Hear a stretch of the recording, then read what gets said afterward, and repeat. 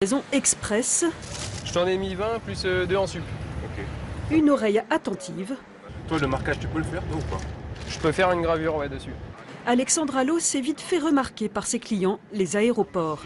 Plaisir. C'est moi, Jus. à bientôt. Qu'est-ce que vous avez livré là? Des bâtons lumineux. Ça sert à quoi? En fait, c'est pour le guidage des avions au niveau du parquage, donc l'assistance pour pouvoir guider le pilote. Ses connaissances en aéronautique, le jeune entrepreneur les doit à sa propre expérience. Embauché 3 ans chez un équipementier aéroportuaire comme stagiaire, puis responsable de clientèle, il connaît bien le sujet et les besoins de ses clients.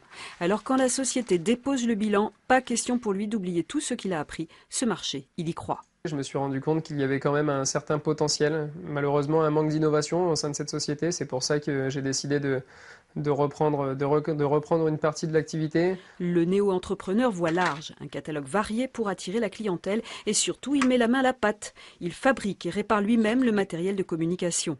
L'affaire décolle, en 3 mois, les commandes se multiplient. Pour y faire face, Alexandre doit investir. Sans hésiter, son père lui offre un coup de pouce financier.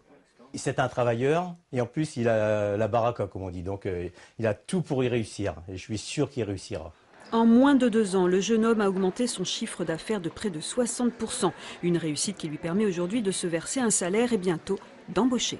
Déjà l'arrivée du premier salarié à partir de novembre, ça marque déjà un point décisif sur l'avancement de la société.